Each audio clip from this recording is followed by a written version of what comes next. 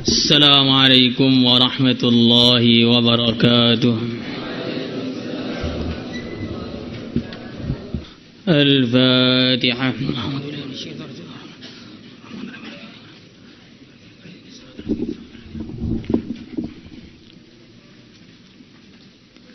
الفاتحة.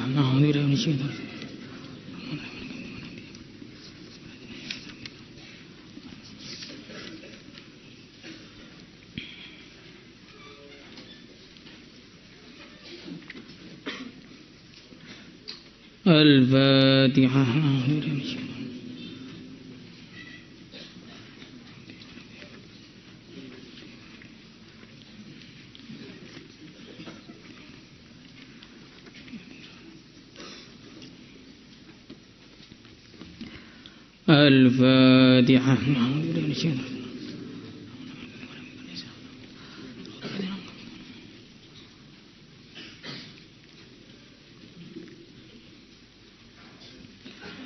الفاتحة.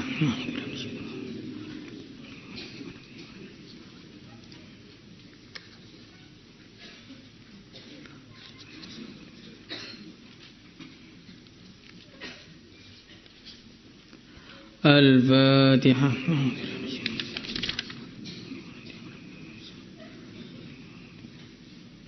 الفاتحة.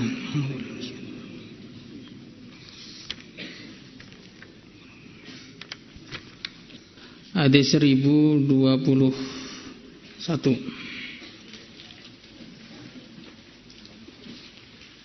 atau 1026 bab jihad 1021. Halaman berapa itu? Bisa baca nggak halaman berapa? 176.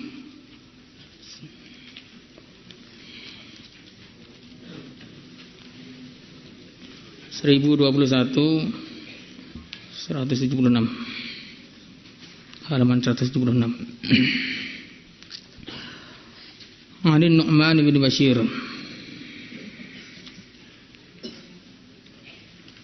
Yang enggak tahu ya enggak pernah ngaji berarti. Bismillahirrahmanirrahim. وعن النعمان بن بشير رضي الله تعالى عنهما قال قال رسول الله صلى الله عليه وسلم مثل المجاهد في سبيل الله. Perumpamaan orang yang berjuang di jalan Allah, kamasalis shaim naharahu, seperti orang yang berpuasa pada siang harinya, al-qaimi lailahu, yang tahajud pada malam harinya, hatta yarji'a, sehingga si mujahid pulang, mata yarji', kapan saja dia pulang. Rawahu Ahmad wa rijalu isnadihi rijalun sahih. Wa an Mu'adz bin Anas radhiyallahu anhu 'anil nabi sallallahu alaihi wasallam anna imra'atahu, bahwasanya istrinya Mu'adz mendatangi, anamratahu, sungguhnya istrinya Mu'adz, atathu, telah mendatangi Nabi.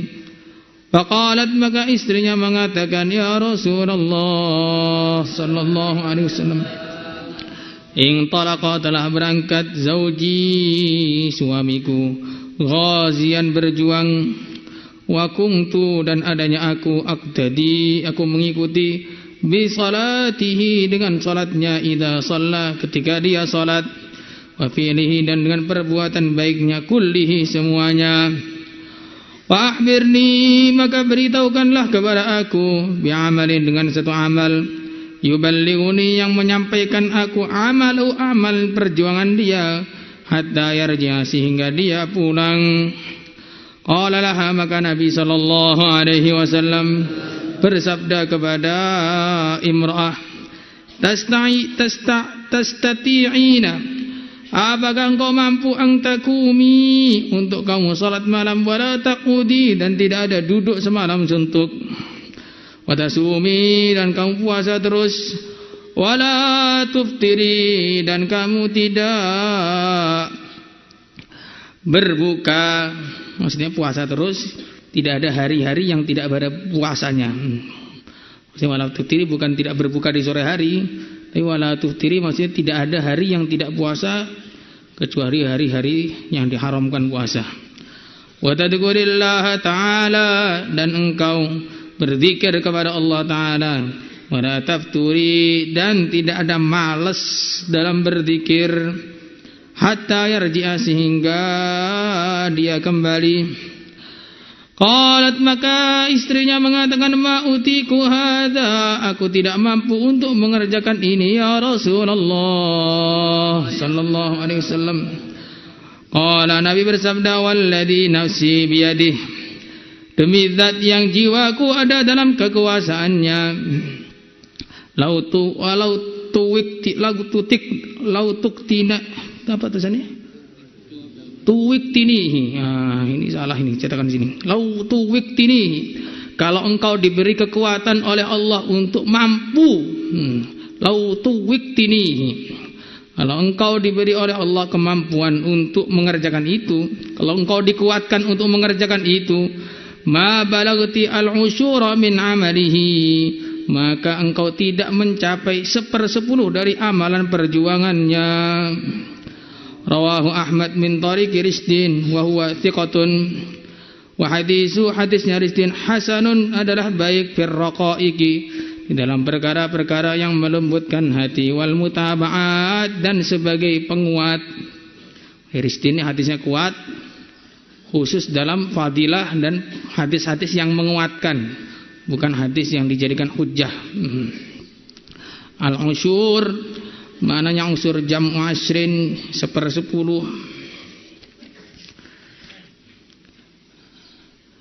Dari dua hadis yang kita baca barusan,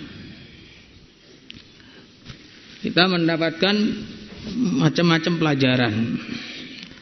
Tema hadisnya baginda Rasulullah sallallahu alaihi wasallam itu digali sampai hari kiamat, gak akan pernah selesai apa yang terkandung di dalamnya. Baginda Nabi bersabda, qad utitu jawami'al kalim, aku oleh Allah Subhanahu wa taala telah diberi jawami'ul kalim, kalimat yang ringkas tapi padat isinya. Maka hadis yang sama dibaca dari tahun 1400 tahun yang lalu sampai sekarang itu nggak pernah selesai. Cara mempelajari hadis itu nggak pernah selesai, karena masih ada bisa dipahami ini, dipahami itu, dipahami ini, dipahami itu. Begitu banyak kepahaman-kepahaman dari hadis-hadisnya yang mulia Nabi besar Muhammad sallallahu alaihi wasallam. Semoga kita dapat cucuran berkahnya hadis Nabi. Yang pertama, dari hadis ini kita bisa mengetahui pahalanya amalan berjuang. Amalan berjuang itu termasuk amalan yang sangat-sangat besar. Ibaratnya, kata guru kita dulu, amalan perjuangan itu seperti sumber yang dari amalan namanya perjuangan ini muncullah seluruh amalan yang ada di dunia. Makanya para sahabat ketika baginda Rasulullah sallallahu alaihi wasallam datang ke Madinah, mereka bersenandung, tala'al badru alaina min thaniyatil wada' wajaba syukru alaina ma lillahi da'. Wajib syukur atas kami selagi masih ada orang dakwah. Itulah pemahamannya orang yang paling takwa di kalangan umat ini, para walinya umat ini, para ulamanya umat ini, orang yang paling soleh di kalangan umat ini, masyarakat terbaik di kalangan umat ini. Pemahamannya wajib syukur selagi masih ada orang dakwah. Kenapa kok enggak wajib syukur selagi ada orang sholat, atau wajib syukur selagi ada orang ngaji, atau wajib syukur selagi orang amal ini amal itu? Bukankah amal-amal itu juga penting? Bukan juga penting, sangat penting. Kalau juga penting itu kayak nggak terlalu penting gitu. Enggak, amalan-amalan yang lain tadi juga sangat penting. Tetapi amal-amal lain tadi kalau dakwahnya ditinggalkan, perjuangannya ditinggalkan, lama-lama tinggal gambar. Sholat itu tinggal gambarnya saja, ngaji tinggal gambarnya saja. Jadi orang infak, sedekah tinggal gambarnya saja. Lama-lama karena cuman gambar, ya, kena angin, kena hujan, kena panas, hilang. Tapi kalau dakwah itu masih dihidupkan, maka amalan-amalan lain itu akan bermunculan. Amalan-amalan lain itu akan bermunculan. Dan harus diketahui bahwa dakwah itu adalah senjata terbesarnya umat Islam. Senjata terbesarnya umat Islam itu bukan bom, bukan rudal, bukan nuklir, bukan pedang. Senjata terbesarnya umat Islam itu adalah dakwah. Karena Allah berfirman, "In tanzurullah yansurkum." Kalau kalian menolong agama Allah, berdakwah, berjuang, Allah akan menolong kita. Nah, kalau sudah ditolong oleh Allah, walaupun nggak punya apa-apa, ya menang saja. Kalau sudah tidak ditolong oleh Allah, walaupun punya segalanya, akan kalah dan hina pada akhirnya. Maka amalan perjuangan ini harus kita rawat, harus kita jaga, harus kita jadikan jalan hidup kita. Semuanya insyaallah. Apalagi sekarang Allah Subhanahu wa taala sudah mempermudah lagi ini. Nah, sudah mempermudah lagi, orang itu sudah ada kesempatan lagi untuk keluar. Nanti kalau kalian diberi kesempatan oleh Allah keluarlah yang sungguh-sungguh, insyaallah. Nah, ini hafid Quran nih kalau keluar, nanti membawa cahaya Quran di seluruh Indonesia. Nanti akan jadi terang benderang. Indonesia yang gelap gulita ini akan terang dengan cahayanya orang-orang tahfidz, yang hafid Al-Quran dan yang usaha untuk hafid. Itu akan dibawa seperti itu, akan sungguh-sungguh. Kalau kita sungguh-sungguh, sebagaimana ceritanya Sayyidina Anas bin Nadhr.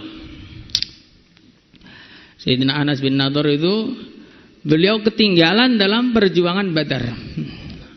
Ketinggalan dari perjuangan Badar.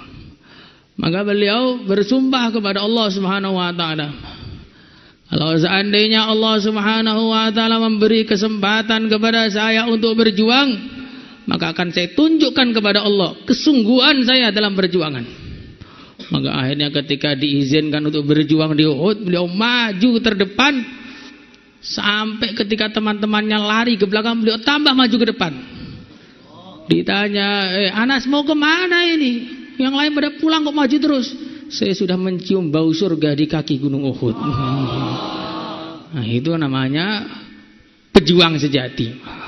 Begitu diizinkan oleh Allah untuk berjuang, tunjukkan kesungguhannya yang betul-betul, keseriusannya dalam perjuangan, dalam mencari ridha Allah. Semuanya insyaallah.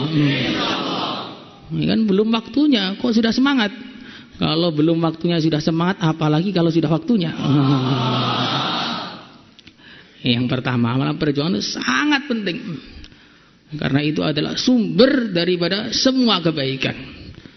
Kalau Nabi dulu setelah dapat wahyu risalah, diam saja di rumah, tidak mau berdakwah, tidak menyampaikan risalah nubuwah, maka tentu kita sekarang bukan duduk di masjid pusat, kita sekarang di depan pohon beringin, kita sekarang di depan batu, kita sekarang di depan sapi, sapinya disembah, kotorannya pun disembah sekalian.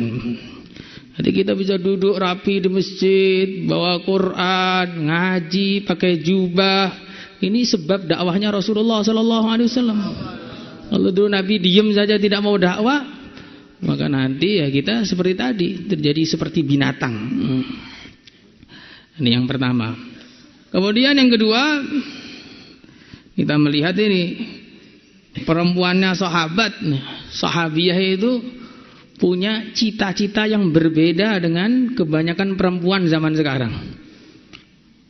Cita-citanya sahabiyah ini apa? Ya Rasulullah sallallahu alaihi wasallam, Suami saya kalau di rumah melakukan amalan saya ikuti semua. Lah sekarang suami saya sedang berjuang, saya pengen punya amalan yang bisa menyaingi atau menyamai amalannya suami saya. Jadi yang dicari itu dalam kehidupan amalan. Kalau wanita sekarang yang dicari itu dalam kehidupan adalah kecantikan, kekayaan, ketenaran, jadi selebgram. Santri putri kok jadi selebgram ini bagaimana? Hingga antara wanita yang bercadar dengan wanita yang telanjang ada miripnya, sama-sama bermain di media sosial. Itu sangat buruk itu. Wanita-wanita zaman sekarang itu yang mondoknya aja begitu, apalagi yang di luar. Lebih parah lagi. Dan kamu harus tahu wanita itu punya prinsip dalam hidup, mereka tidak pernah salah. Kalaupun mereka salah, kembali pada prinsip pertama, laki-laki yang salah. Tetapi itulah wanita-wanita umum. Wanita-wanita umum itu seperti itu. Wanita sahabiah tidak, yang dicari bukan dandanan, yang dicari bukan kecantikan, yang dicari bukan ketenaran, tapi yang dicari adalah amalan biar menambahkan ketakwaan. Makanya wanita-wanita yang di sana itu harus meningkatkan amalannya, meluruskan pikirannya, sehingga setelah keluar 10 tahun dari penjara suci langsung jadi seperti bidadari. Tapi harus diingat, kenapa ada wanita yang begitu hebat ini? Ada wanita yang begitu hebat ini karena dia dididik oleh suaminya dengan baik. Jadi munculnya wanita yang baik itu selain karena keluarganya baik, karena dididik oleh suaminya dengan kebaikan. Kalau suaminya ngantuan, ngaji telat, pas tengah-tengah ngaji kipasan, suami seperti ini tidak akan jadi suami idaman. 10 tahun tidak ada hafal Quran cuma 1 juz, itu pun juz amma, ammanya pun cuma hafal amma tok, terus saya nggak hafal. Ini juga nggak bisa jadi suami idaman, apalagi punya istri idaman. Kalau pengen punya istri-istri yang salihah, istri-istri yang takwa kepada Allah, maka suaminya harus jadi suami yang takwa kepada Allah. Al-khabithatu lil-khabithin wal-khabithuna lil-khabisat wat-tayyibatu lit-tayyibin wat-tayyibuna lit-tayyibat. Jadi memang orang itu akan mendapatkan sesuai dengan apa yang dia lakukan, apa yang dia amalkan. Kalau suaminya itu suami nakal, ya akan dapat istri yang nakal. Suaminya tidak ghaddul basar, istrinya ya jelalatan. Makanya kalau kita ini ingin mendapatkan istri yang baik, yang solihah, yang mana istri solihah itu sangat-sangat jarang. Dikatakan dalam hadis, al-mar'atus solihah, wanita yang soleh itu seperti burung gagak yang sayapnya putih. Di dunia itu hanya ada beberapa saja. Karena kebanyakan wanita itu akhlaknya sangat buruk sekali. Saking buruknya akhlaknya, jadilah mereka kebanyakan ahli neraka. Dan itu nas hadis itu. Faida aktsara ahliha an-nisa. Kebanyakan ahli neraka itu adalah wanita. Kenapa? Karena akhlaknya itu buruk. Dibaiki terus, salah sekali, kamu kok nggak pernah baik sama aku. Maka kalau ketemu yang seperti itu akan meningkatkan iman. Shadaqa Rasulullah. Betul Nabi itu, ya beginilah wanita itu, pantas kalau masuk neraka. Bagaimana? Biar mendapatkan sama-sama kebaikan. Wanitanya yang harus dijaga amalannya, suaminya pun dijaga amalannya. Di pondok itu jangan keluar-keluar. Di pondok itu jangan ngantuan. Di pondok itu yang serius, jangan banyak ngobrol sana kemari. Hingga keluar dari penjara suci pusat, langsung jadi al-alim al-allamah. Semoga Allah mudahkan kita semua. Salatullah